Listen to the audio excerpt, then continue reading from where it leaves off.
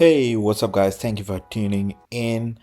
In this video, we'll be talking about first my portfolio and then secondly, the decision that I've made buying JEPQ in my Roth IRA account and why I'm doubting that decision and why I'm thinking I'm going to buy another ETF. So if you are interested in learning that, stick around and I'll be covering that in a minute. So first things first, I wanted to show you guys the updated portfolio on Robinhood. This is my taxable account that you see here. This has over $174,000.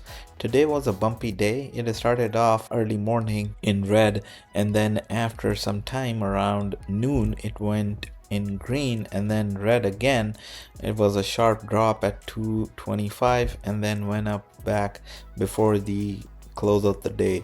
So I am up today $488, which equates to 0.28% of my total portfolio. Good thing I did was I was able to sell cash secured puts on SOXL at $30 strike price. Currently it's trading at $36.58.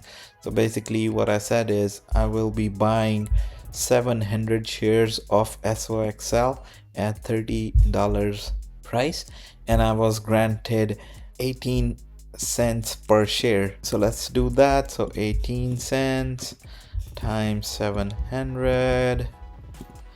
So I made $126. So $1 was given to Robinhood as they executed this trade for me. So I made roughly about $125 for the week, and this expiration date is 10/4. So on coming Friday these 7 contracts will expire. So that's what the move that I made, and then I invested that $125 buying more of SPY. So if you see here, I put an order for $125.75 and I got 0.22 shares of SPY today. Then of course I have a recurring investment here of $110 for every single day. So totally I bought $225 worth of SPY today, and I'm glad that it went up after that, because I bought it somewhere here at 571, and now the stock price or the ETF price is at 573 per share. So I'm up 3.24% overall. I've invested $38,400 and I've made $1,200 of gain, but this is a long-term play, so even if this goes in red I'll be buying more so that I can get 200 shares of SPY. So now let's move on to the topic of this video, which was why I regret buying JEPQ in my Roth IRA. So JEPQ, if you look here, I am comparing JEPQ with QQQ and GPIQ. JEPQ has been one of my favorite covered call ETFs because this ETF sells covered call out of the money, meaning it does give some room to growth as well. So not just the 10% or 12% dividends that it collects, but it also gives us some room to grow. So if you look here, the max time since all of these 3 were available, which was October 2023, so almost a year time, JEPQ is up 21.5%.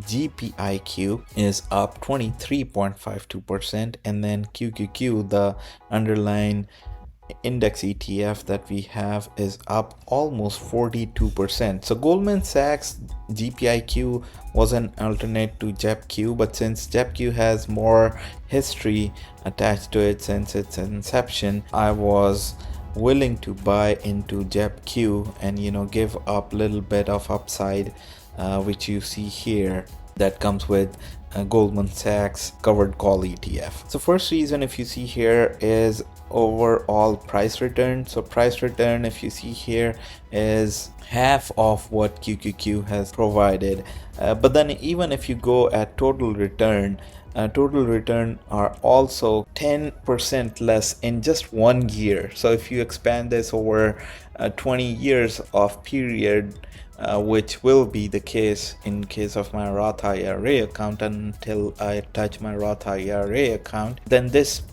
potentially will grow into 200% or even more over 20 years. So that's what was the first reason I really didn't want to lag behind QQQ that much.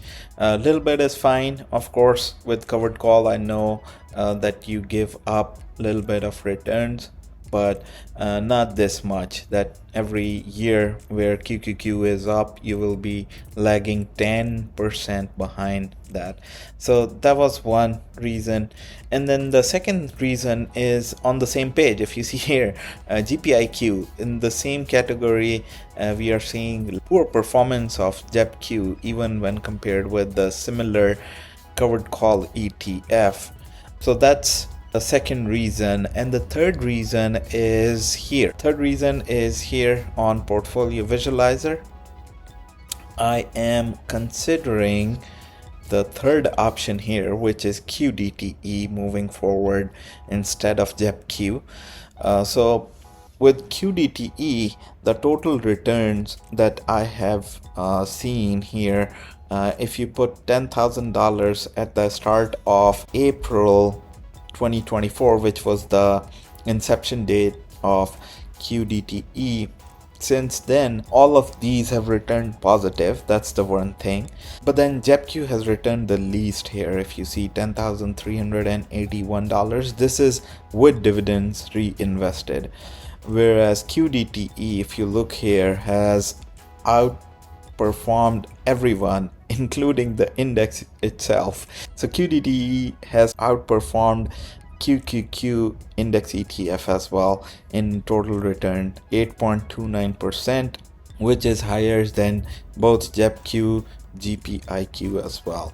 So that was one reason that I think I will switch my JEPQ position into QDTE. And then the last reason I'll be switching my JEPQ portfolio to QDTE is the reason that most of us talk about, and that is dividend payments from QDTE every single week. So the compounding effect is faster compared to JEPQ, which pays monthly dividends. So if QDTE returns similar return as JEPQ, but the frequency is weekly, then I will be investing that again and making more dividends at the end of the month with the same dividend yield as JEPQ if that was the case. But even the yield of QDTE is higher than JEPQ or GPIQ.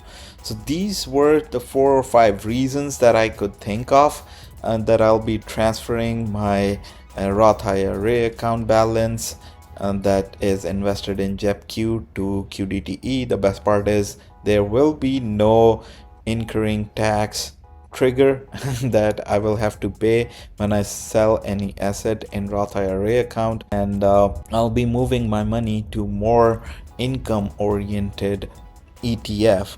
If you see here, the portfolio income of QDTE has been 4 times of what JEPQ or GPIQ has produced in the similar time period. So that's about it. I hope you guys will like this video and understand where I'm coming from for this video, and I'll see you guys in my next video. Till then, take care of yourself and people around you. Goodbye.